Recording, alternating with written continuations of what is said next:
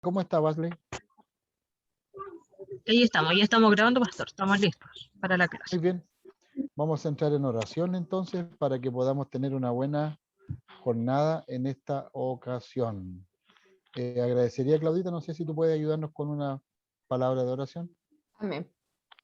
Padre Celestial, lleno de amor y de misericordia, Gloria a gracias te Dios. damos, Señor, por permitirnos encontrarnos. Gracias, Señor, por permitirnos también apartar un tiempo de nuestros quehaceres, de nuestro día, de nuestra semana, Señor, para aprender de tu palabra. Bendice, Señor, a los hermanos que han llegado, al pastor Cristian que va a dirigir esta Gloria a Dios. clase. Bendice, Señor, lo que vamos a aprender. Renueva nuestras fuerzas a través de tu palabra, que siempre es vida y aliento para la fe de un creyente. Bendícenos, Señor, y bendice también a los que aquí no están. Guárdales y cuídales. Bendice esta clase en el nombre de Jesús. Amén. Amén. Muy bien. Recapitulamos un poco lo que estamos haciendo. Estamos, ¿cierto?, dentro de la materia de bibliología. Y la semana pasada comenzamos los temas de las traducciones. Y hoy día vamos a hablar en particular de la traducción de la Septuaginta, de la Vulgata. Vamos a hablar también de la parte de lo que es inspiración de la Biblia. Estamos tratando el tema de las versiones porque nos interesa que lo que hoy tenemos en el siglo XXI, lo que hoy tenemos, ¿cuál es su origen? ¿Cuál es la fuente? ¿Ya? El texto bíblico que tenemos hoy día, cuando usted abre, ¿cierto?, su versión Thompson, o su versión, ¿cierto?, Matthew Henry, o su versión NBI, etcétera, lo que nos interesa es saber de dónde viene, cuál es el origen de ese texto bíblico, porque entendiendo cuál es el origen de ese texto bíblico, nos va a dar más confianza lo que estamos leyendo. Recordemos que nosotros estamos a 20 siglos de distancia de lo ocurrido en el Nuevo Testamento. Y además estamos a 60 siglos de los primeros hechos relatados en la Biblia. Entonces, el distanciamiento cronológico de tiempo es tremendo. Y para que nosotros podamos comprender lo que hoy día estamos leyendo, tenemos que saber de dónde viene, cuál es la fuente.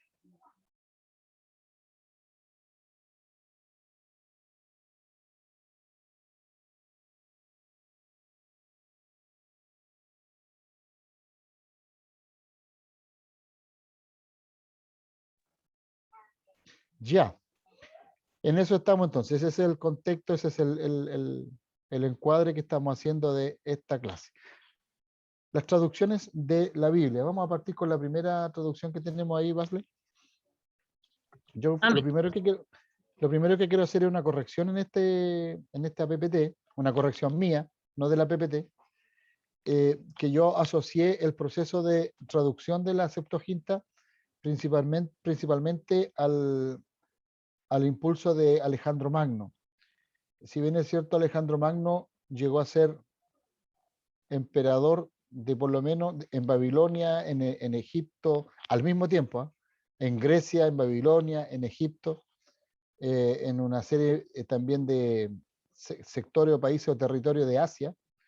Él tuvo un imperio muy cortito, porque su vida fue breve, digamos, pero fue muy apoteósica en cuanto a la expansión, y él dejó un legado muy interesante por el tema, el interés de la cultura y las artes.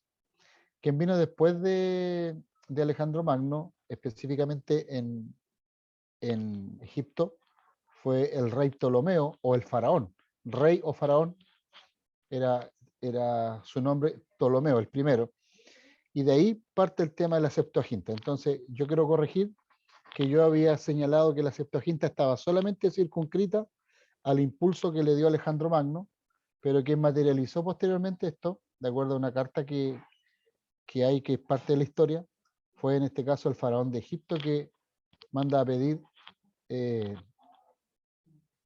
a los judíos que preparen una traducción de su ley para tenerla en la lengua universal del griego.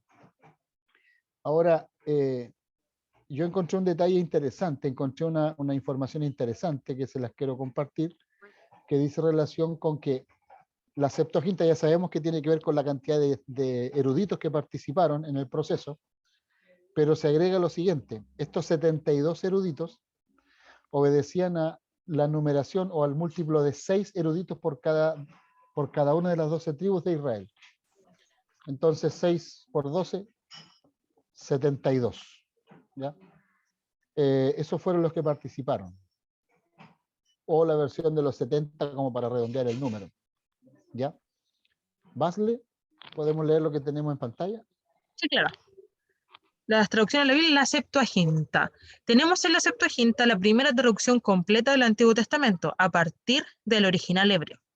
Esta famosa versión fue encargada por un monarca egipcio al sumo sacerdote Eleazar, quien envió a 72 eruditos a Alejandría, que completaron la obra en 72 días. A partir de ahí tenemos en nuestras manos algo precioso que fue utilizado por Dios para una amplia difusión entre las naciones. Esta obra sirvió para preparar al mundo de la época para la llegada del Evangelio a través de Jesucristo. En esta traducción se dividió el Antiguo Testamento en la ley, la historia, la poesía y la profecía. Esta versión se utiliza hasta hoy en la iglesia griega. Quiero decir de que este trabajo fue hecho en el periodo intertestamentario, es decir, entre el cierre del Antiguo Testamento, estoy hablando de Malaquías, y la apertura del Nuevo Testamento, ¿cierto? Que cronológicamente aparece Mateo como abriendo el Nuevo Testamento. La realidad es que el primer libro escrito del Nuevo Testamento fue Primera de Tesalonicenses, y posterior al 52 para adelante se escriben los Evangelios.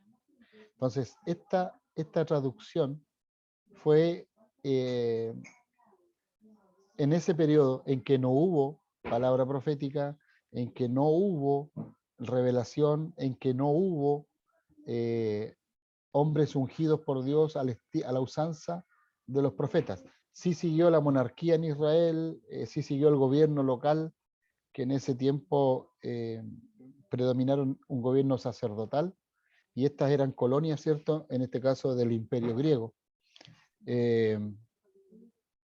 Entonces Israel siguió viviendo su historia, pero Dios dejó de traer palabras de revelación a Israel, y ahí fue el periodo de tiempo donde se aprovechó para hacer, o sea, se aprovechó, coincide, ¿cierto? O Dios permite que ese espacio de tiempo, ese paréntesis de tiempo, permitiera la traducción. No fue un trabajo de una semana, fue un trabajo extenso. También hay que decir de que esta Septuaginta fue bien recibida por la iglesia primitiva. Los apóstoles que escribieron, recordemos que en el Nuevo Testamento aparecen 6 apóstoles escribiendo.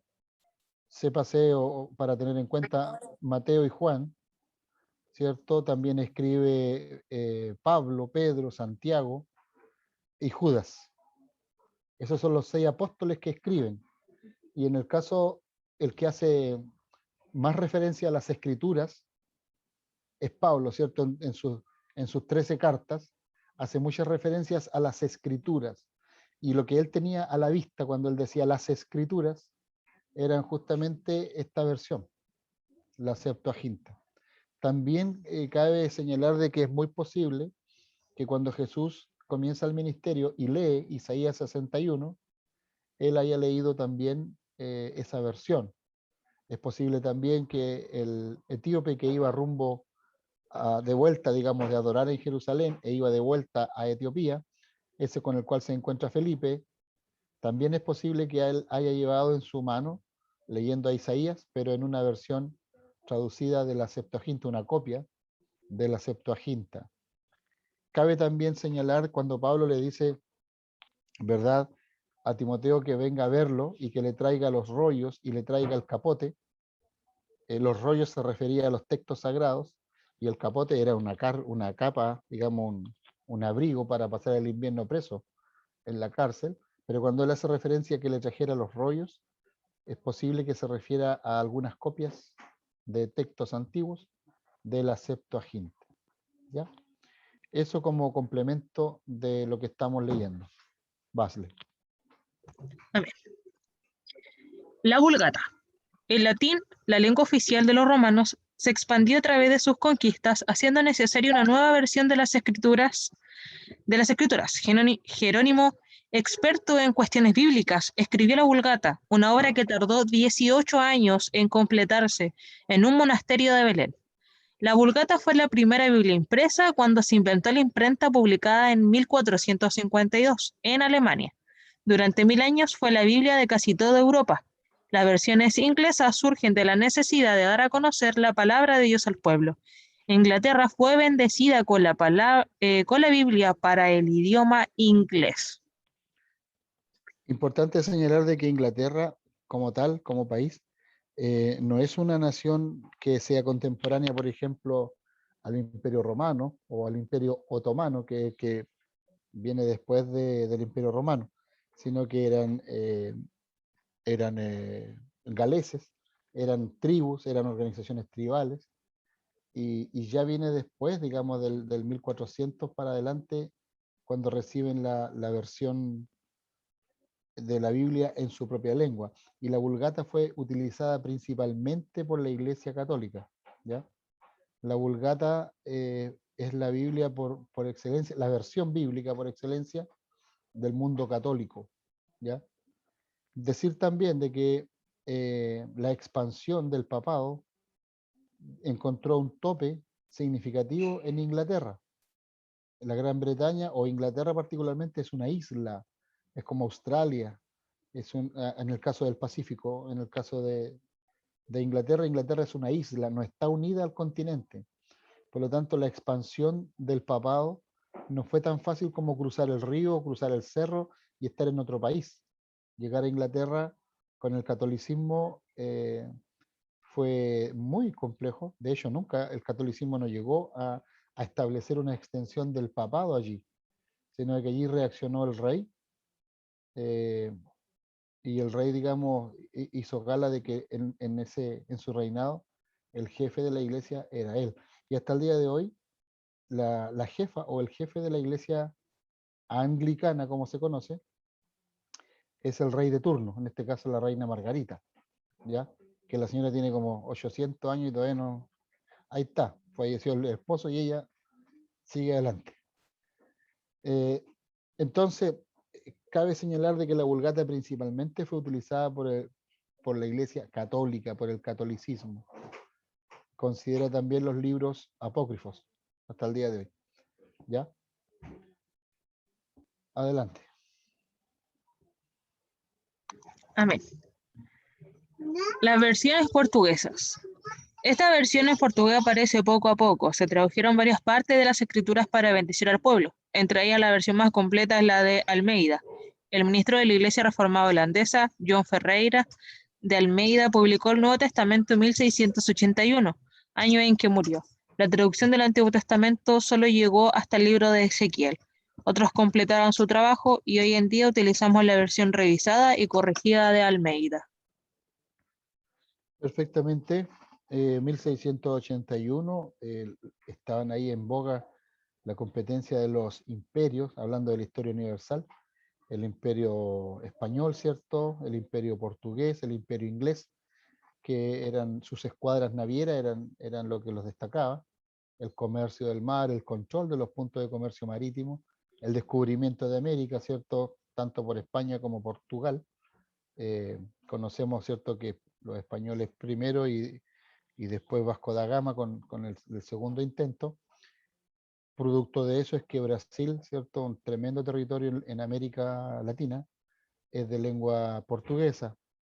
Entonces, en esta competencia, en este avance de los imperios de la edad moderna, de la media para la moderna, hablamos de España, hablamos de Inglaterra y hablamos de Portugal, encontramos que también este avance de los imperios considera el tener, el poseer en su propia lengua una versión de lo que era conocido en el mundo ilustrado.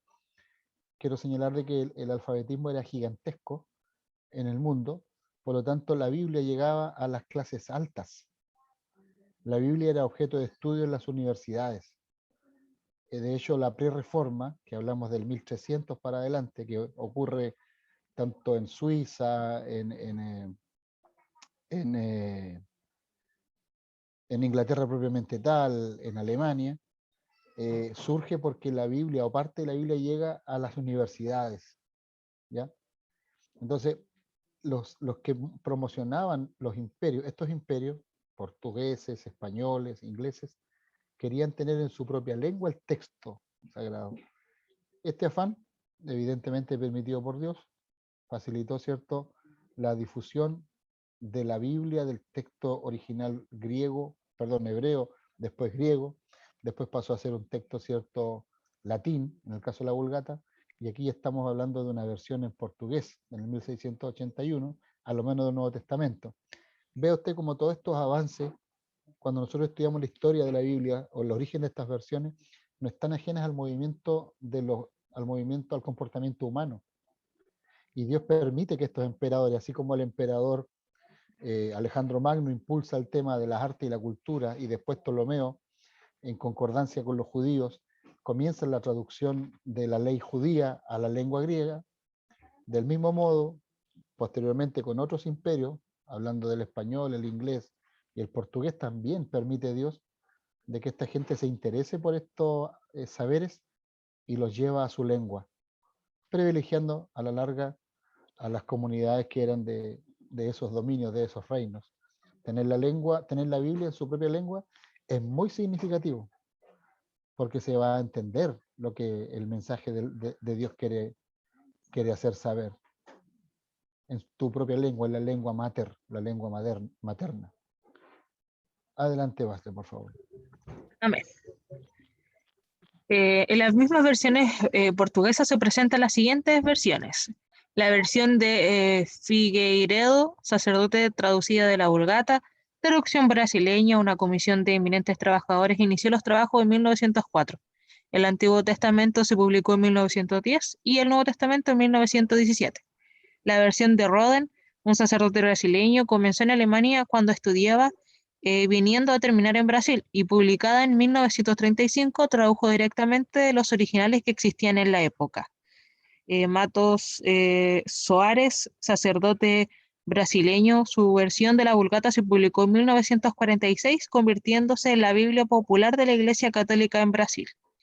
Es importante saber que la Biblia es el libro más traducido en el mundo, cumpliendo aquí la palabra de Dios en Apocalipsis 5:9. ¿Qué les parece, o quisiera preguntar a alguno de ustedes? Fíjense las fechas de estos trabajos de traducción al portugués. ¿Qué les parecen las fechas, estas que están aquí, con respecto a las fechas de las traducciones al griego, posteriormente, ¿cierto? La propia Vulgata. ¿Qué opinión me pueden dar?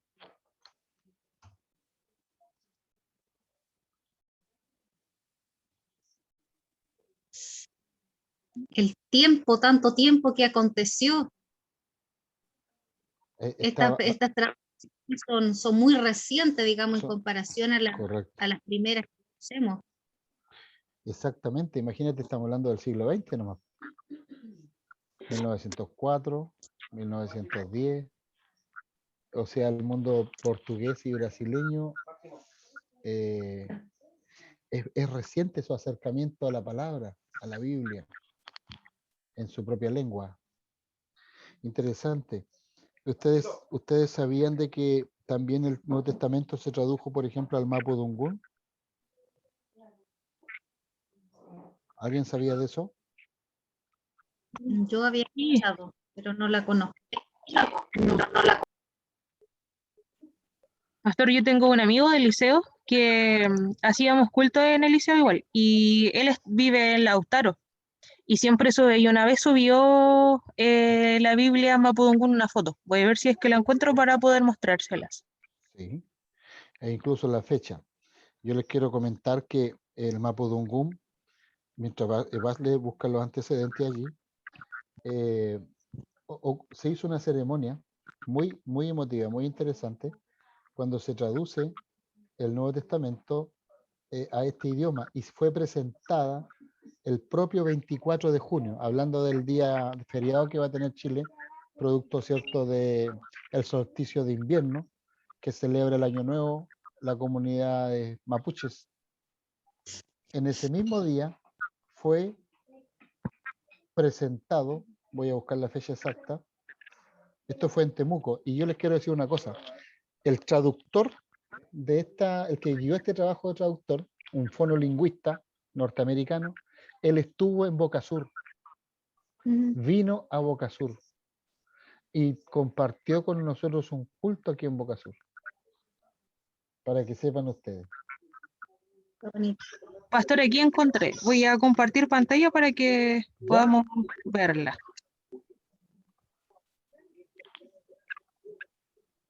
Ahí está, me dicen si la pueden ver bien. Perfectamente. Sí. Ahí está. Y ahí sube más fotos. Es el Nuevo Testamento. Sí, es el Nuevo Testamento en el mapudungún, que es la lengua nativa de los aborígenes de nuestra tierra, de quienes nos antecedían. Yo tuve el privilegio, esto fue, mira, el año 97. Fíjate que este trabajo fue presentado en el texto. Tú vas a encontrar al lado izquierdo en español y al lado derecho de la página encuentras la misma lectura, pero en mapudungún. En el formato que yo lo tuve. Yo tuve el privilegio de participar de la presentación de esa obra. Esto fue en Temuco el 24 de junio. Y esto fue en la iglesia, en la primera iglesia de Alianza Cristiana y Misionera de Temuco. Se presentó en la lengua aborigen la versión del Nuevo Testamento. Este trabajo duró 20 años, traducir solo el Nuevo Testamento, con la tecnología que tenemos hoy día, es harto, comparado con, por ejemplo, la Vulgata demoró 18 años, la Vulgata latina, traducirla, y nosotros con toda la tecnología. Ahora, ¿con qué problemas se encontraron los fonoaudiólogos? El problema que se encontraron es que la lengua pehuenche, mapuche, y sus derivados no tenía escritos, no tenía alfabeto. Ellos hablaban nada más. Entonces ahí hay que hacer todo un trabajo fonoaudiológico para ayudar a las personas a generar un abecedario, se puede decir, un alfabeto. ¿Ya? Bueno, ahí tenemos la versión portuguesa, ya veíamos de que es bastante cercano a nosotros el trabajo de traducción de ellos. ¿Ya? Ahí cabe preguntar qué pasó hacia atrás, con qué se mantuvieron, cómo les llegó la fe. Interesante. Amén. Adelante. La hermana Karen y Magdiel también nos escriben que está en idioma cariña, que es indígena de su tierra. Nos comentan. Magdiel o Karen, cuéntanos, en el caso esto en Venezuela, ¿cierto? ¿Cuál sería el nombre del pueblo ahí en Venezuela? El nombre de la raza o la etnia que hay en Venezuela. ¿Sí puede... La etnia Caribe. ¿La etnia carina? ¿Cómo es? ¿Tú eres carina? Caribe. Etnia Caribe. Caribe. Y entonces el lenguaje al que se tradujo era, lo leí por ahí, se tradujo al cariño, pero no tengo mayores datos de cómo fue la traducción, sino que unos misioneros de Estados Unidos, ellos fueron los que les proveyeron a los indígenas estos Nuevos Testamentos traducidos. En su lengua. Sí. Qué fantástico. Fíjate que hay una obra, o sea, hay un trabajo hoy día a nivel mundial, alumnas y alumnos, que es una ONG que es de nombre Wycliffe, ¿ya? Y ahí ellos trabajan principalmente, están dedicados a la traducción de la Biblia a lenguas aborígenes. Ese es un trabajo misionero tremendo y profesional, porque hay etnias que no tienen escritura, solamente tienen comunicación verbal. Entonces, ¿cómo se hace para que la comunicación, los sonidos que emiten ellos, las palabras, llevarlas a símbolos y después enseñarla a leer a ellos en su propia lengua? Entonces, los trabajos esos son lentos, de tomar la fonética, transformarla en literatura, en escritura, ¿cierto? Y después en lectoescritura. Enseñarle a leer su propia lengua, sus propias palabras o sus propios signos. Ahí trabajan, ¿cierto?, los fonoaudiólogos y los lingüistas. Muy bien. Gracias también por este aporte ahí de nuestra hermana venezolana. Sigamos. Las expresiones históricas. Los eruditos judíos, preocupados por la pronunciación tradicional del hebreo, comenzaron a poner signos vocálicos en la escritura. Estos signos son puntos colocados encima, debajo y dentro de las letras. Esto ocurrió después del siglo VI en la ciudad de Tiberíades. Los autores de este sistema de escritura se llamaban masoretas, que significa tradición. Un famoso masoreta se llamaba Moisés Bueno Acher. Bueno, aquí lo relevante es que hasta el siglo VI después de Cristo, estamos hablando del 600, ¿verdad? 600 y más, todavía no habían, ¿cuánto se llama? Vocales. A, E, I, O, U, como nosotros las conocemos en nuestra lengua castellana. Entonces, estos masoretas, que yo también les he hablado antes de ellos, de cómo se dedicaron a la conservación de los textos, estos escribas agregaron estos puntos para darle un sonido más entendible, en este caso lo que nosotros, repito, conocemos como nuestras vocales, ¿ya? Y me llama la atención que todavía hasta el siglo VI el texto sagrado eran símbolos.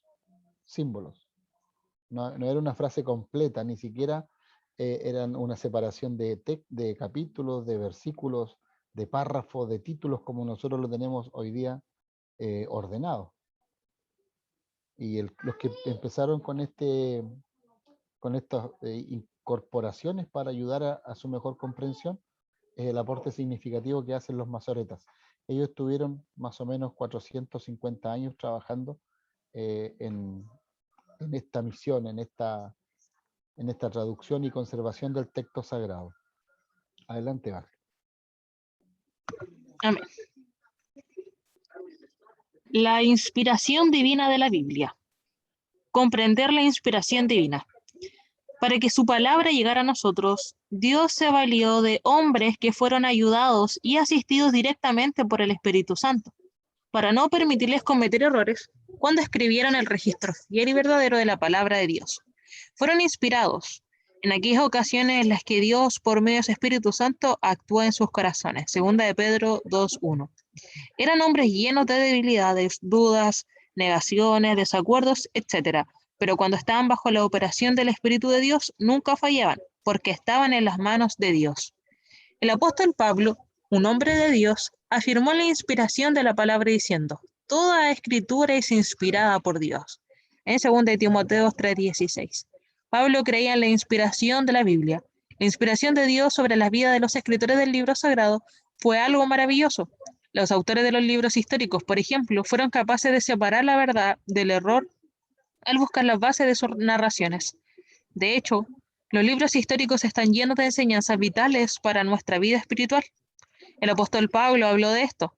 Estas cosas le sucedieron como ejemplo, y fueron escritas como enseñanza para nosotros, para quienes ha llegado el fin del siglo.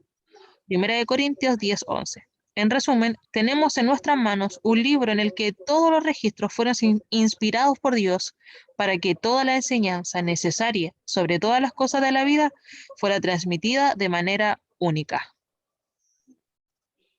Algo que señalar respecto de la inspiración, los alumnos o alumnas que ustedes quieran consultar sobre eso.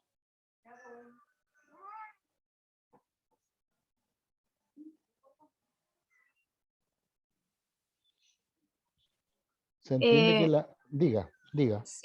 Sí, bueno, lo que uno siempre le enseña a los niños en el fondo que esta inspiración divina se afirma en el sentido de la unidad que tiene la Biblia, en donde en el fondo hay solo un autor principal que es Dios, que inspiró autores de diferentes épocas, diferentes años, diferentes localidades geográficas, en distintos tiempos, y cómo a pesar de que fueron tantos, todos coinciden en los textos y se citan a veces entre ellos mismos. Entonces, yo creo que esa es una forma concreta y objetiva de entender que la palabra de Dios es inspirada, que Él es el creador y la mente activa y pensante del libro, por decirlo de alguna forma objetiva. Y eso es increíble porque cuando uno expone estos hechos, uno dice, esta es la palabra de Dios, no hay otra alternativa, no hay humanidad en esta coincidencia. De hecho, Eso. uno dice, como tanta coincidencia. Claro. Donde termina viendo de que no es coincidencia, sino que hay un hilo conductor. Exacto. Eso. Pastor. Adelante. Amén. En realidad que como dice nuestra hermana Claudia, es maravilloso ver la perfección, la no coincidencia, sino cómo coincide o cómo encaja todo con respecto a la palabra del Señor, y en la medida que Dios nos permite también ir profundizando, o en la medida que nos va revelando también, no solamente lo tan visible, lo tan obvio, uno va viendo más detalles y más perfección. Es algo realmente maravilloso y solamente podemos darle la gloria al Señor por eso. Y yo siento que, no sé, me imagino al Señor con mi mente tan limitada, ¿verdad? Pero el Señor siempre en la palabra se describe, indica, escribe aquí, escribe esto, toma nota de esto. El Señor siempre está dando esa indicación, pero hay algo que me ha llamado también la atención en este último tiempo, que respetando o considerando también el estilo de cada autor, uno puede ver el estilo de escribir, la forma de escribir. Si bien el Señor le decía, escribe esto, escribe aquello, guarda esto, registra, ve, observa, sí deja un sello también la persona que escribe. Entonces, es algo que he pensado en este tiempo y lo encuentro realmente fabuloso. Bueno, ahí yo coincido plenamente con lo que usted señala, porque referente a que Dios no anula al escritor, no lo anula, no lo saca de escenario, sino que permite que el escritor también, la inspiración que recibe, él la redacte, la transmita, pero la transmite con sus conocimientos, la transmite con su vocabulario, la transmite con su comprensión de la realidad. ¿Se comprende eso, alumnos? Sí, pastor. Hoy día, por ejemplo, todos nosotros que somos alumnos predicamos una temática.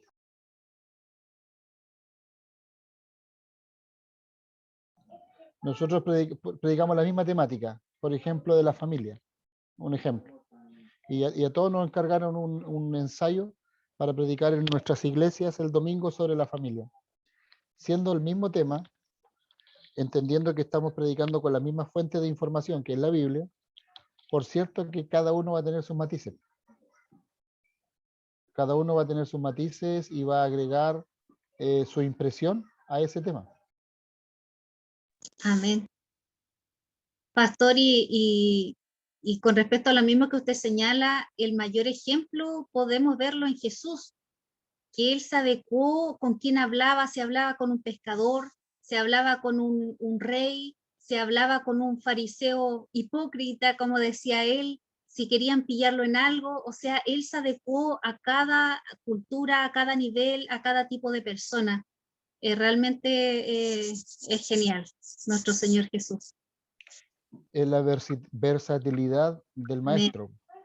Es la versatilidad del maestro que utiliza todo lo que tiene a su alcance, utiliza su entorno. Fíjate que hoy día hay una modalidad de enseñanza, no sé si Claudia nos puede ilustrar o alguna otra persona que esté asociada a la educación, donde hay unos estilos de enseñanza donde se llevan a los niños al ambiente abierto, evidentemente antes de la pandemia.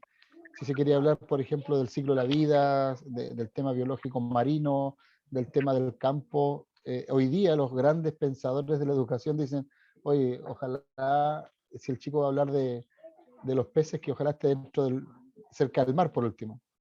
Es como aprender en el entorno natural, no sé exactamente cómo llamarlo en pedagogía, Claudia.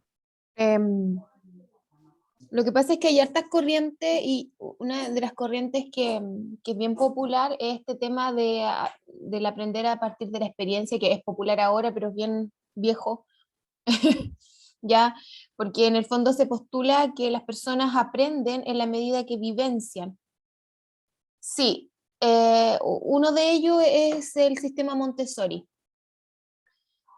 de la señora Montessori, porque en el fondo lo que permite, lo que hace es que la educación es integrada y que el niño en el fondo, si va a aprender de animales, no solamente lo va a hacer, no solo va a aprender de animales, va a aprender de ecología, va a aprender valores, puede aprender matemática, lenguaje, todo integrado, no como asignaturas.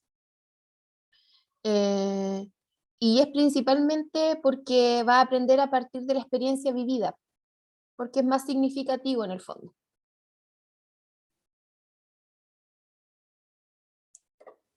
Fíjate que eso tiene mucho sentido porque cuando nosotros comprendemos el contenido de la Biblia en el Antiguo Testamento, en realidad en toda la Biblia, no vemos, aunque en el Nuevo Testamento se diferencia, pero eso el producto fue del helenismo. En el Antiguo Testamento no habían vidas separadas de vidas de liturgia y vidas de negocios, por ejemplo.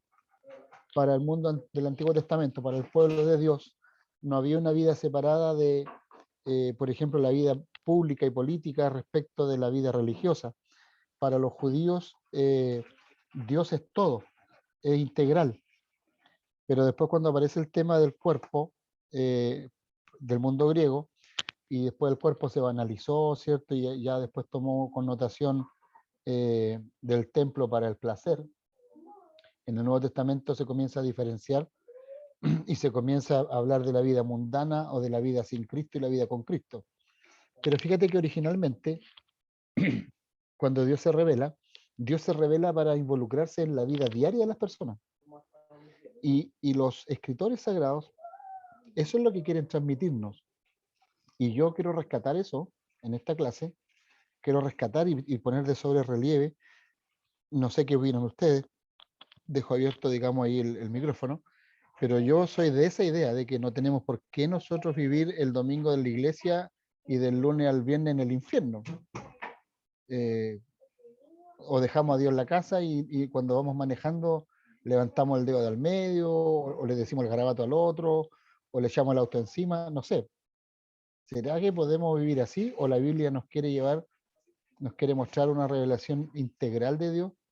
Y esta revelación y esta relación con Dios tiene que ser en el todo de nuestra vida. Y tiene que ser natural, no tiene que ser una cosa como, chuta, llegué a la iglesia y pongo cara de cristiano. No. ¿Qué opinan alumnos al respecto?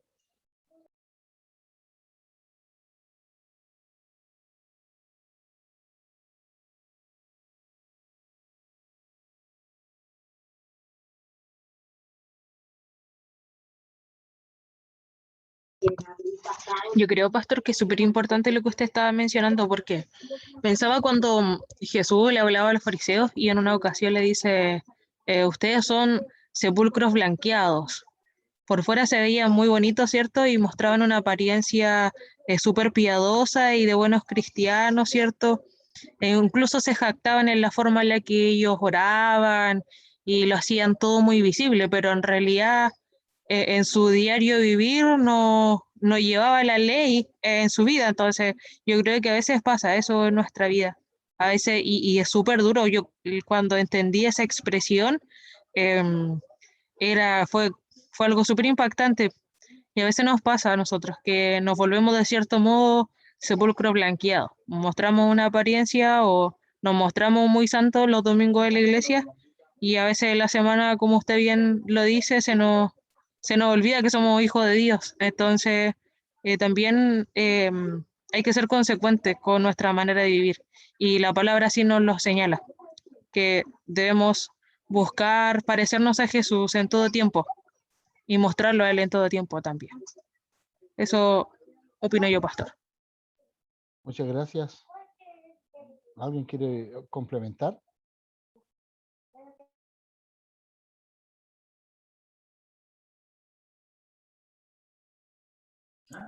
Sí, yo creo que el llamado para todo cristiano es vivir la fe. Y yo creo que en ese vivenciar y vivir la fe estamos llamados a esa integridad. Si miramos la vida de Jesús, él fue niño, hombre, persona, trabajó, se dedicó al ministerio, hizo todo y todo lo hizo bien porque hacía bueno, no solamente porque era Jesús, sino que él también se encarnó en la humanidad nuestra. Entonces fue capaz de hacerlo bien. Entonces, cuando Basley dice, claro, estamos todos llamados a hacer las cosas como Jesús, es eso, es a vivir una vida íntegra en todo aspecto, como padres, como hermanos, como hijos, como ciudadanos, como profesional, en el trabajo, en todo aspecto de nuestra vida. Por supuesto que es difícil porque la corriente a veces es más fuerte, porque a veces el carácter no nos acompaña mucho, pero ahí está en donde tenemos que buscar la ayuda de Dios para buscar esa perfección en el fondo y entender de que en la medida que lo hacemos bien, somos mejores cristianos y en el fondo es un beneficio personal. Sí, es increíble porque todo esto lo hace Dios por nosotros mismos. O sea, en la medida que nosotros somos mejores personas, tenemos mejores beneficios, mejores relaciones, una mejor vida. Entonces, Dios es tan maravilloso que a pesar de dio ese consejo pensando en nosotros mismos. Entonces, yo estoy de acuerdo con lo que dice Basle y con esta integridad de la vida, que por supuesto no es fácil, suena lindo decirlo, pero no es fácil en el día a día, pero es a lo que estamos llamados.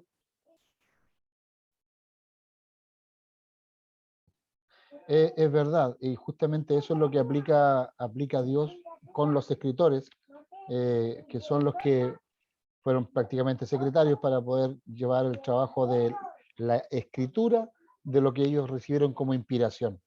Vamos con lo que sigue. Amén. Teoría sobre la inspiración divina. La inspiración de la Biblia es aceptada por los creyentes en Cristo Jesús, que han encontrado en la palabra de Dios una nueva razón para vivir. Por otro lado, hay una multitud de personas que, por no haber sido transformadas aún por la Biblia, se forman teorías sobre la inspiración, creando así discusiones sobre este maravilloso tema. Veamos algunas de estas teorías. Algunos afirman que los hombres que escribieron la Biblia solo tenían una intuición, diciendo que solo existía la manifestación del conocimiento natural de la verdad. La intuición es parte del ser humano normal y muchas veces lo lleva a escribir libros sagrados, científicos, filosóficos, y así se puede llegar a conocer la verdad, sin necesidad de la inspiración del Espíritu de Dios. Sin embargo, esta teoría pretende negar la persona de Dios, que es la verdad suprema y la única que puede revelarla. Otros dicen que la inspiración de la... Basley, esta primera, noten ustedes, a ver, nosotros tenemos el ateísmo, el agnosticismo y el gnosticismo. Voy a deletrear agnosticismo. A-G-N-O, ¿cierto? En la primera parte, N-O-S, agnos, T-I-S-I-M-O, agnosticismo. El agnosticismo dice que no se puede conocer lo divino, lo iluminado, la verdad. Y el gnosticismo dice que sí se puede conocer la verdad mediante el razonamiento humano. Eso es lo que está planteando este primer punto, ¿ya? Que en este caso la Biblia pudo ser producto de la propia intuición, de la propia reflexión, en este caso de los escritores que nosotros llamamos escritores sagrados o escogidos para esta tarea, ¿ya? En esa postura, claramente, se deja fuera la acción del Espíritu Santo. Tengamos claro eso. Pregunta de prueba cuando se desarrolle. Entonces, en este punto, cuando se deja fuera la guía, la dirección del Espíritu Santo, Hay algunos que dicen que la Biblia se pudo producir de ese modo, ya por intuición. Sigamos con el 2. Otros dicen que... Bueno, otros dicen que la inspiración de las escrituras es solo parcial, donde algunas partes de la Biblia han sido inspiradas y otras no. Con esto afirman que la Biblia contiene la palabra de Dios, cuando en realidad la Biblia es la palabra de Dios. Hoy día, en la anterior, en la 2, hoy día también hay movimientos dentro de la iglesia evangélica, de nuestra iglesia, de las iglesias de corriente evangélica. No digo que la Asamblea de Dios o la Asamblea de Manantial plantee esto, que se está usando que la Biblia contiene la palabra de Dios. Es decir, porta la palabra de Dios, pero que no es toda la palabra de Dios. ¿Ya? Esa es una segunda postura. ¿Ya? Que hay una inspiración parcial, pero otros no. Vamos al número 3. La última, dice otra teoría, dice que solo las ideas de la Biblia fueron inspiradas, dejando fuera las palabras a los escritores. También hay otras teorías que han sido creadas por hombres impíos para tratar de anular la palabra de Dios. Creemos que cualquier criatura puede experimentar el poder de la Biblia en su vida, dejando atrás las teorías y viviendo la palabra de Dios en la práctica.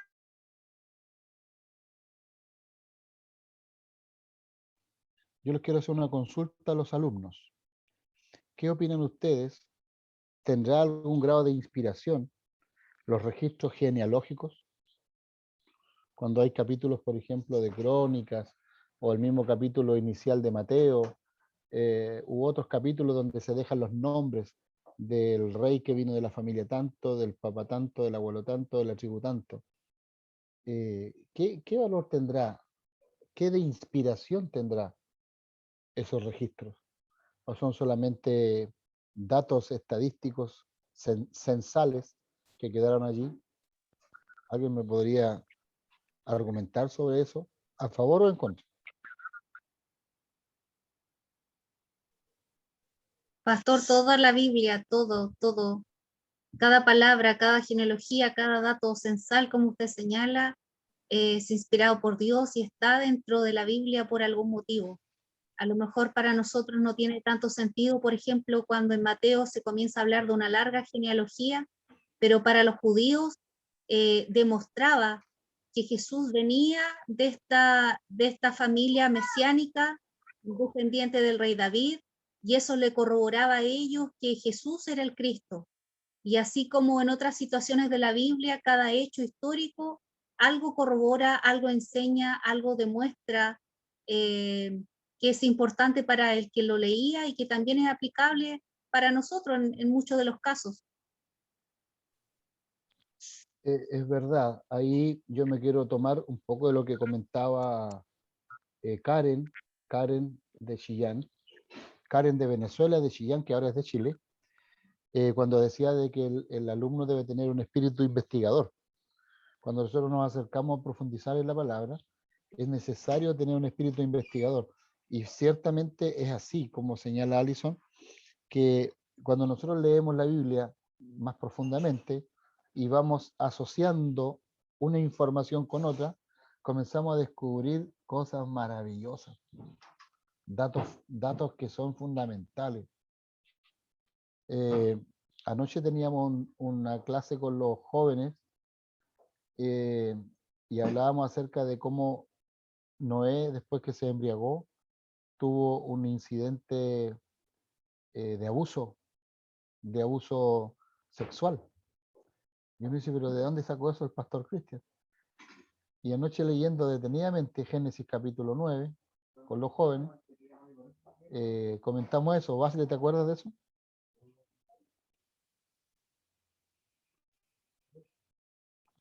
Basile. Ya, ahora sí.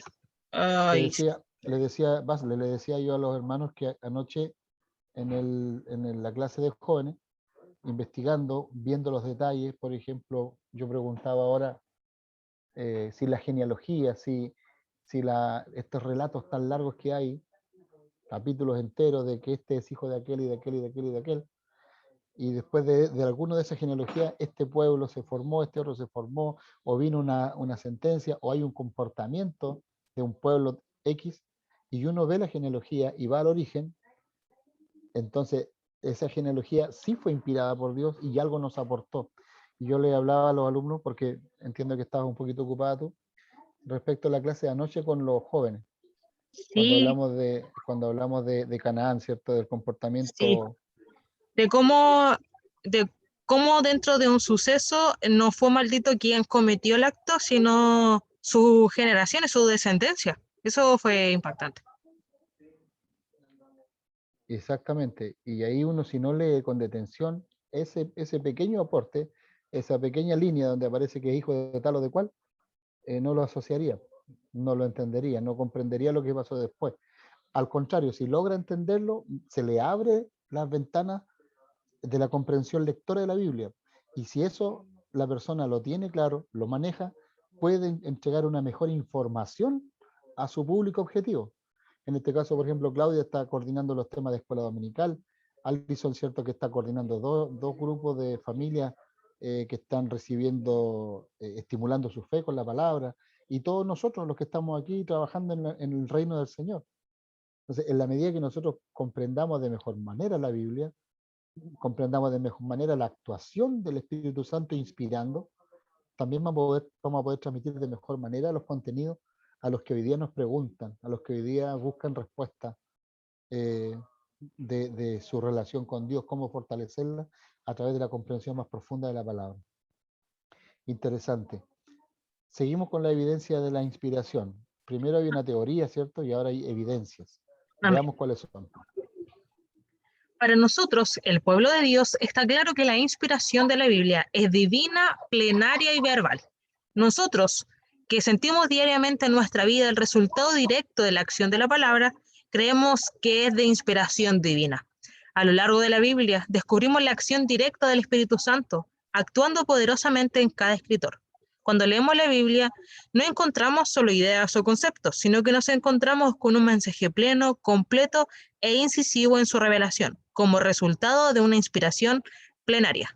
Cuando estudiamos la Biblia, cada palabra tiene una enseñanza maravillosa, incluso las que llevan las palabras de los hombres o de Satanás.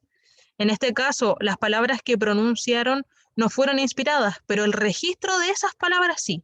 Entendemos así que el Espíritu Santo guió al escritor sagrado en la elección de las palabras que utilizó, respetando ciertamente su estilo, su actividad humana, su vocabulario, para que no cometiera errores de ningún tipo. Esto es inspiración verbal. El Señor Jesucristo en su tiempo aceptó las escrituras y dio testimonio de ellas, en Lucas 24:44, confirmando su total inspiración. El apóstol Pablo en su última carta pone que toda la escritura bajo el manto sagrado de la inspiración divina, lo que leíamos anteriormente en 2 de Timoteo 3:16.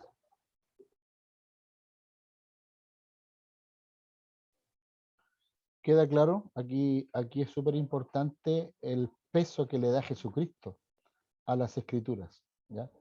Nosotros tenemos que recordar que para que quedara el canon del Antiguo Testamento cerrado, ocurrió todo este proceso, ¿cierto?, de análisis. Y después Jesucristo lo valida, porque Jesucristo habla de Moisés, habla de los profetas, refiriéndose al texto del Antiguo Testamento, ¿ya? Cita los salmos más de una vez, cita, por ejemplo, a Jonás, cuando él dice, ¿cierto?, la señal de Jonás, hablando de los 3 días en el vientre del pez Jonás y 3 días él sepultado. Entonces, es importante entender quién le da peso, quién le da reconocimiento de inspiración a la escritura. Por un lado, el propio Señor Jesucristo, y por otro lado, ¿cierto?, una autoridad absoluta, que no tiene duda, de la Iglesia del Nuevo Testamento, que es el apóstol Pablo. Teniendo esas dos opiniones, lo que diga Almeida o lo que diga, no sé, lo que diga Cristian Riquelme no tiene peso alguno comparado a las dos opiniones relevantes del propio Señor Jesús y del apóstol Pablo. Avanzamos para ir cerrando. Seguimos con la Amén. prueba de inspiración divina. Amén. La propia Biblia nos presenta pruebas de su total inspiración divina. El Antiguo Testamento está lleno de declaraciones que nos muestran la inspiración de la palabra. El propio testimonio de los profetas que fueron utilizados por Dios nos llevan a creerlo. Motivados por el Espíritu Santo decían, por ejemplo, el Señor dijo a Moisés en Éxodo 4:19, o visión de Isaías en Isaías 1:1, y vino a mí palabra del Señor en Jeremías 1:4. O Daniel tuvo un sueño y visiones en su mente estando en su cama, Daniel 7:1. Palabra del Señor vino a Joel en Joel 1:1. Y así a muchos otros en el Antiguo Testamento. Una de las grandes pruebas de la inspiración divina de la Escritura nos la presenta Jesús. Él mismo dio testimonio de la palabra diciendo, está escrito, en Mateo 4:4. No se perderá ni la letra más pequeña ni una tilde de la ley, en Mateo 5:18. La Escritura no puede ser anulada, dijo también en Juan 10:35. Y él puso su sello en el Nuevo Testamento cuando declaró que el Espíritu Santo en su nombre estaría enseñando todas las cosas. El apóstol Pablo confirmó la inspiración de la Biblia cuando afirma en 1 Corintios 14:37 que lo que escribió son mandamientos del Señor. Por último, el Nuevo Testamento está lleno de referencias al Antiguo Testamento, lo que nos demuestra la inspiración de las Escrituras. El propio testimonio del Espíritu Santo en nuestras vidas confirma esta gran inspiración de la palabra de Dios. Amén.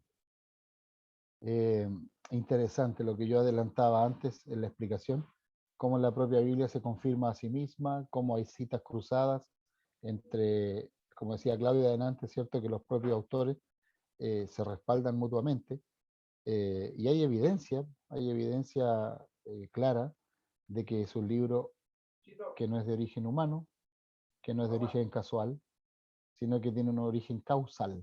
Hay una causa. Y esa causa nosotros la vemos desde principio a fin del relato sagrado. Alabamos al Señor por esto, damos la gloria a Él. Y hoy día, después de tantos años,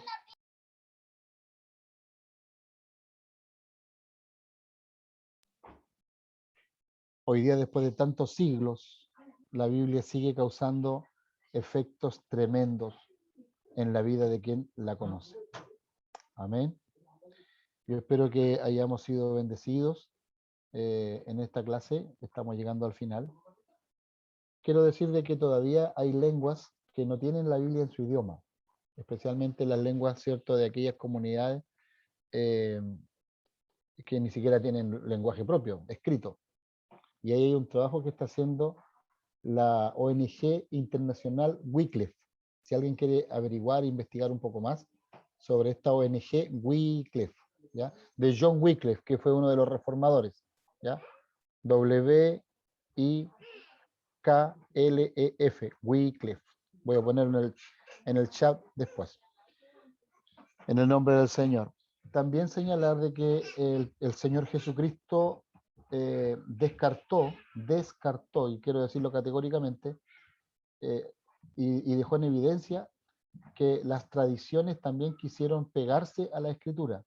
Marcos 7:13, yo no sé si lo podemos leer, alguien lo puede regalar para con esto ir concluyendo y dejar una ronda de opiniones si quieren opinar, pero me interesaría compartir Marcos 7:13 y posteriormente Juan 5:39. Con esos dos textos yo voy a estar concluyendo mi parte. ¿Alguien tiene Marcos 7:13? Amén. Marcos 7:13 dice así: invalidando la palabra de Dios con vuestra tradición que habéis transmitido, y muchas cosas hacéis semejantes a estas.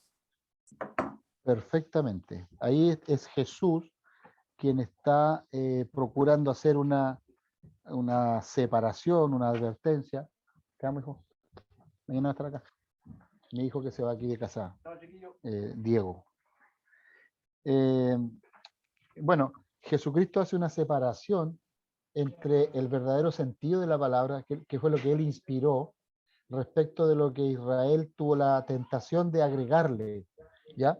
En este caso era todo el tema de cómo se comía, lo que se comía, cómo se comía, que ellos le dan una importancia extraordinaria. Entonces Jesús separa lo que es tradición respecto de lo que es inspiración, la palabra inspirada.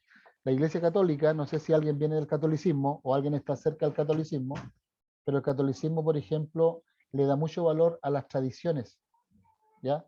Está el texto bíblico y el texto bíblico lo complementan con las tradiciones.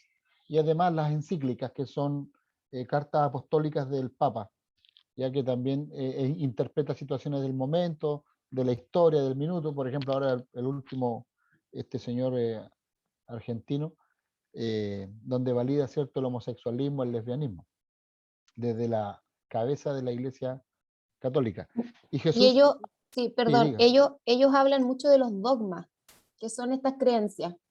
Por ejemplo, que la Virgen María fue llevada al cielo por Jesús, La por los asunción, ángeles, fue la levantada, asunción la de la asunción Virgen, de la claro, Virgen, es claro, un dogma. Entonces, pero claro, eso no está en las Sagradas Escrituras ni tampoco en los libros apócrifos, pero es un claro. dogma, es un dogma de fe le llaman ellos, Claro, una cosa que es incuestionable y que el que cree la cree y el que no, no. Pero tal cual. no tiene raíz. Pues, cuando nosotros hablamos, por ejemplo, No, del texto bíblico, el texto bíblico es comprobable, el texto bíblico tiene una lógica muy distinta, muy diferente, y, el solo hecho de la interpretación de la palabra que cambia y que afecta a vidas.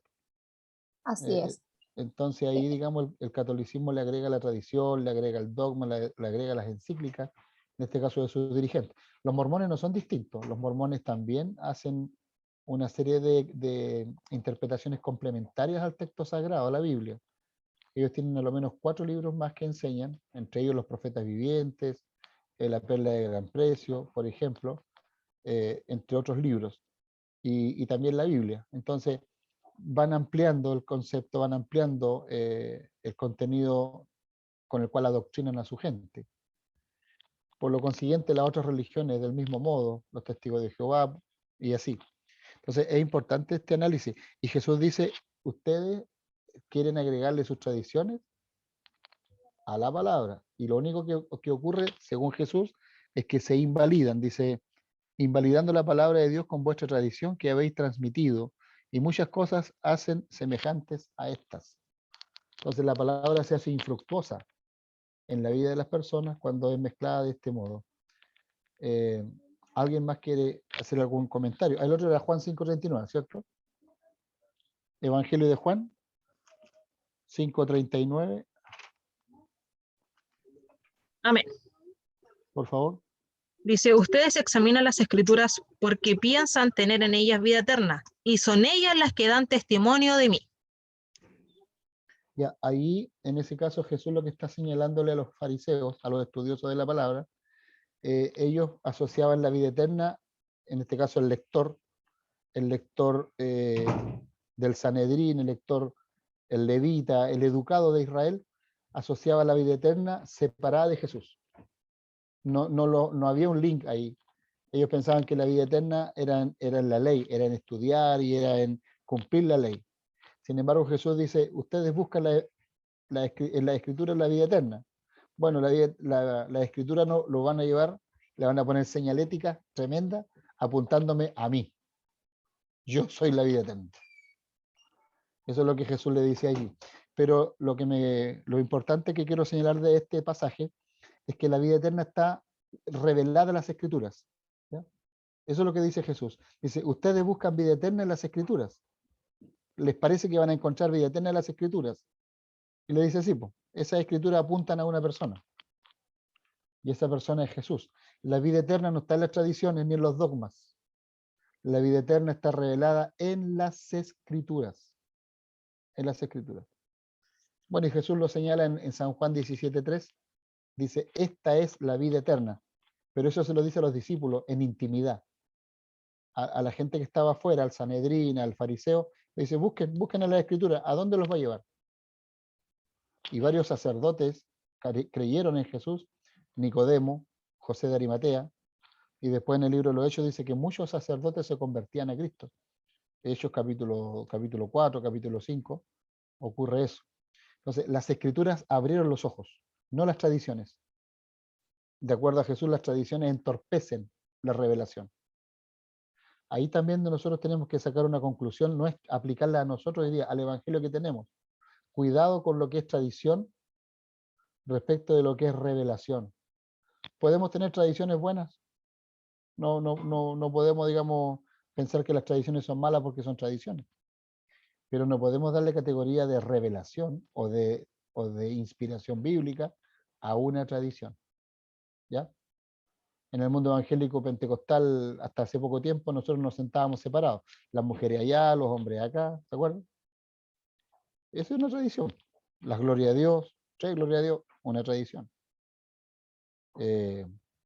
La iglesia wesleyana lee la Biblia cuando se está predicando de rodillas, por ejemplo. Tú entras a un culto wesleyano y te tienes que, cuando se lee el mensaje, la gente se arrodilla. Eso es una tradición. Algunas más bonitas, otras no tanto, pero no tienen categoría de inspiración ni menos de revelación. Bien, cierro la clase. No sé si algún alumno o alumna quisiera comentar algo en el nombre del Señor.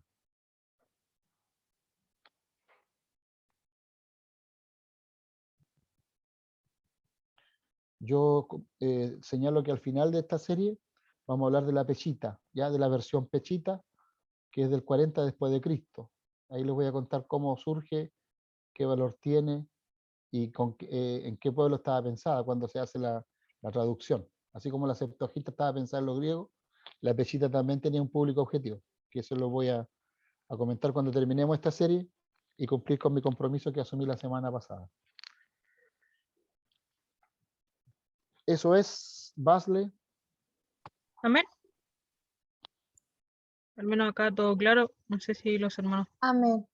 Yo quisiera comentar para terminar.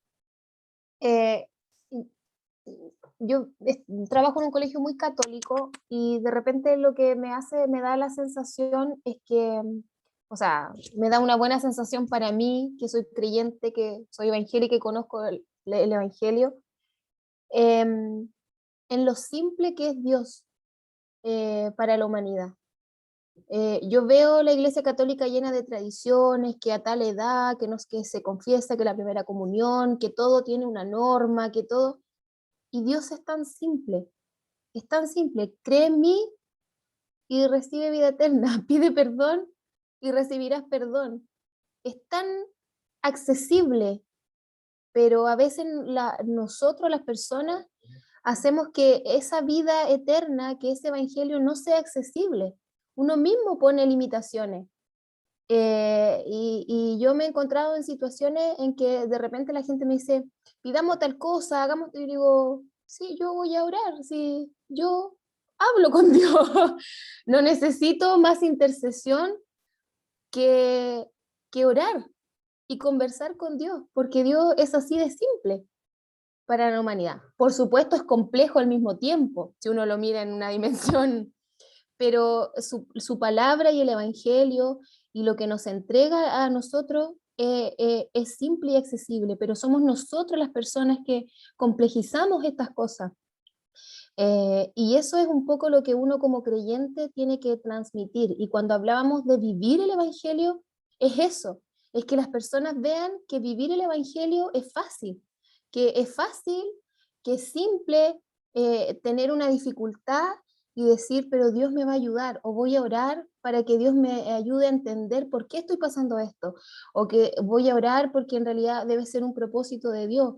Que las personas vean que la relación que uno vive con Dios es verdadera y es en el diario vivir y que es algo simple porque Dios es nuestro Padre y está conmigo siempre. Entonces no es algo complejo. No, Dios no quiere eso porque el otro es religión. No es una relación. Entonces, yo esa reflexión, y yo creo que eso también lo da el estudio de la palabra, el mismo Espíritu Santo y Dios que se revela a través de la Escritura.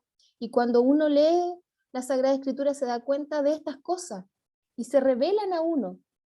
Estas cosas que son simples y otras que son más complejas para la humanidad. Pero esa es como mi reflexión. Cuando yo entro a este mundo, que es todo tan litúrgico, que todo es tan complejo, y yo digo, ¿por qué? ¿Por qué se complican tanto si Dios es tan amoroso, es tan cercano? Eso me hace ruido y en mi intimidad digo, doy gloria a Dios por conocerle, tener la oportunidad de conocerle de esta forma. Y yo creo que nosotros también debemos dar gracias a Dios por eso, y yo transmito eso a mis hijos, que Dios es simple, que podemos conversar con Él en cualquier momento, que Él está todo el tiempo con nosotros, que cada cosa que nosotros hacemos, Él la ve, Él la escucha, Él la siente, porque Él está aquí, es parte de nosotros. No, no está ya solamente en la iglesia, no está allá lejos, está aquí, es parte de nuestra vida. Y yo creo que eso también en el fondo es lo que es como una reflexión que tenía como un pensamiento hablado, porque de verdad que encuentro que es maravilloso poder vivir una relación con Dios, alejada de toda esta otra cosa que, claro, uno como es creyente no lo ve, pero yo que entro todos los días ahí y veo tanta cosa que uno dice, pero ¿por qué tanta complejidad? Si Dios es más simple que eso. No necesito nada más que a Él y su Espíritu Santo. Amén. Fíjate que esa complejidad que genera la religión, que en este caso la católica, para conocer a Dios realmente, también es una complejidad que se da en el ahogo del afán de la vida. Y también la gente que no es religiosa ve muy complejo acercarse a Dios. El Señor Jesucristo dijo que lo comparó con la semilla que era sembrada entre espinos, y que estos espinos en conjunto ahogaban la semilla. Entonces, ahí cabe para nosotros una tarea, una tarea importante, no compleja, No compleja, seguir, por favor. claro, para seguir la idea de Claudia. Tenemos una tarea muy importante, pero no compleja. Y la tarea importante y no compleja, es decir, simple, es hacer puente para que la gente se relacione con Dios. Es simple. Hagámoslo. Vamos donde estemos, los que trabajamos en distintos ambientes, y llevemos ahí mismo en la oficina. Si alguien lo ves complicado, pon la mano encima, dile, dame permiso, voy a ir a por ti. Pum, 2 o 3 palabras. Oye, Dios responde. Exacto. Dios responde, y no le tengas temor de hablarle. En el caso mío, yo me relaciono con los concejales, los alcaldes, ahora con el gobernador de la región y otra gente más de ese nivel, con la directora del consultorio, del CESFAN. El ambiente donde me permitió el Señor, comentémosle la fe, compartámosle la fe y dejémosle las puertas abiertas. Tarde o temprano, la palabra que sembraste, el Señor va a generar una reacción de ellos y te van a buscar. Y ahí tú facilítale las cosas. Facilitémosle las cosas a esas personas que necesitan de Jesús. Y lo otro, no seamos desesperados ni ansiosos de que lo que tú hiciste hoy día, mañana va a dar fruto al tiro. Deja las cosas del Señor, si el que da el crecimiento, es categórica la palabra, es Él. Tú dedícate nomás y ponle la semillita, y a su tiempo vas a ver los frutos. Yo quiero bendecir a cada alumna y a cada alumno que estamos en este proceso de formación. Esperamos también nosotros, junto con Basle, que es quien prepara los PPT, que yo le aporto la información, que vayamos también nosotros siendo un aporte para ustedes, ayudarlos a reflexionar, ayudarlos a cuestionarse, motivarlos a la investigación, y que su vida cristiana sea fortalecida cada día más, y que en algún minuto ustedes estos insumos se los transmitan a sus dirigidos, para que también ellos sean edificados por lo que tú estás recibiendo. ¿A alguien le gustaría orar? O si hay alguna petición de ustedes, de familia, personal, o por las iglesias. Yo presento el trabajo de mañana. Nosotros entre las 2:30 y las 5 vamos a estar en un barrio de Candelaria. Vamos a evangelizar, vamos a hacer una campaña ahí, con carácter solidario y también con carácter de evangelización. Así que el que pueda orar, le pido que presente eso de mañana, que todo salga bien. ¿Alguien quisiera orar?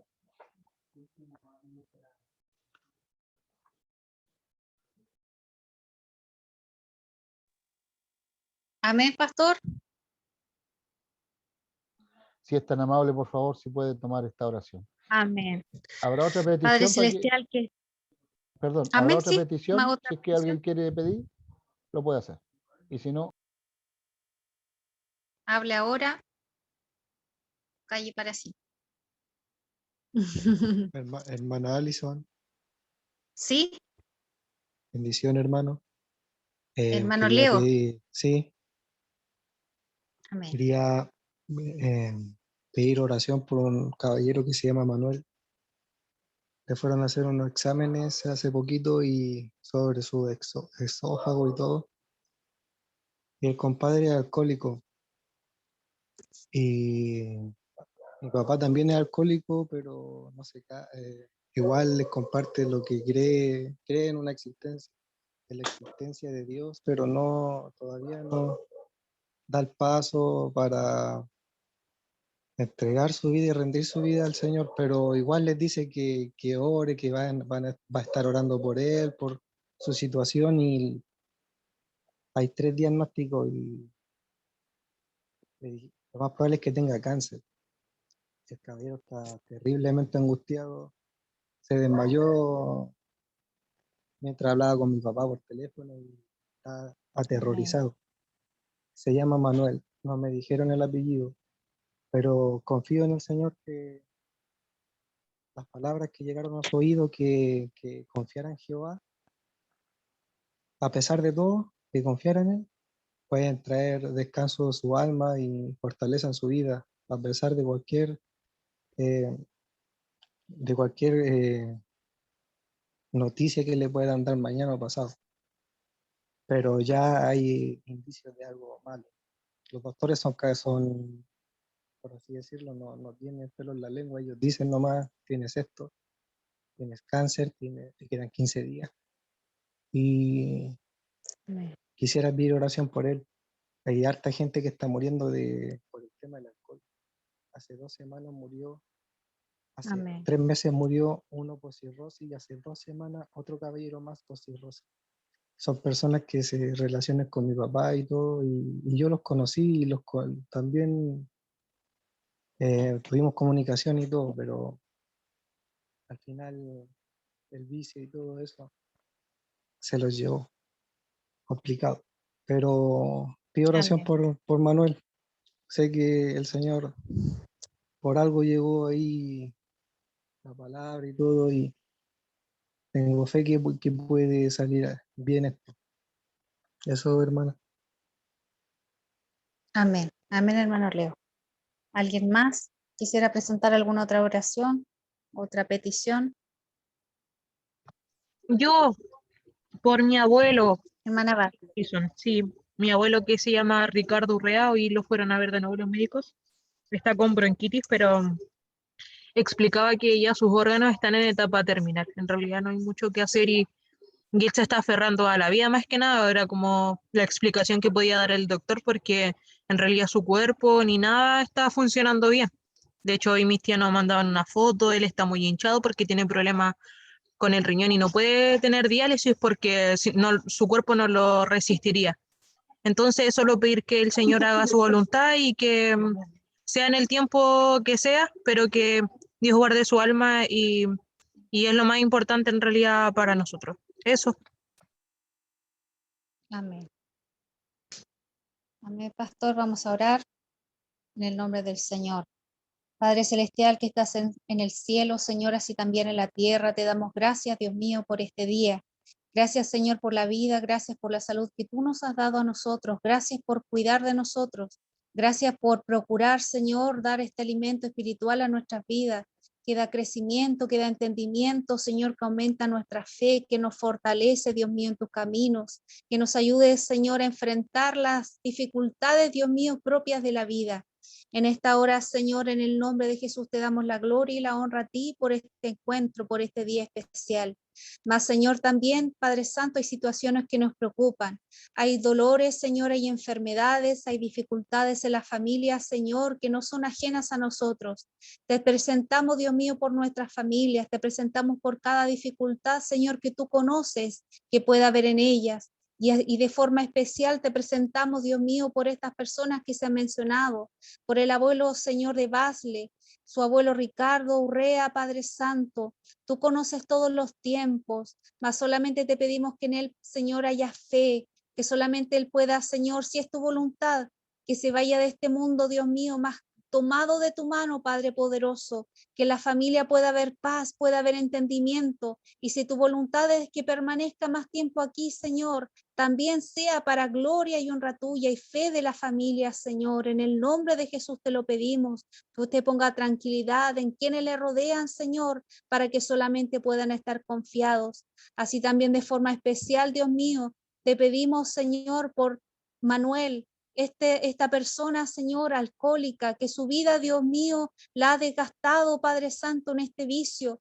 Oh Padre mío, tú tienes poder, Señor, para en este tiempo, Señor mío, tocar su corazón. Si Él no ha dado un paso de fe, Dios mío, tú abras su entendimiento, tú aumentes su fe y pongas, Señor, Padre Santo, las palabras precisas, ya sea nuestro hermano Leo, en su Padre, Dios mío, a quien tú quieras usar, Dios mío, para gloria y honra tuya, Señor. Por misericordia, seas usándole para que llegue a su vida, Señor, y haya una sanidad espiritual, haya una salvación de su alma, Dios mío. Después, Padre Santo, pediremos por su cuerpo, por su fortaleza, mas te pedimos en esta hora que por sobre todo pueda haber entendimiento, pueda haber fe en su vida, para que Él pueda aferrarse a ti, para que Él pueda conocerte, para que Él se dé la opción, Señor, de oírte a ti, oír tu voz y aceptarte a ti, Jesús amado. En el nombre de Jesús te pedimos por Él, por su sufrimiento, por sus dolores que deben ser terribles, Señor amado.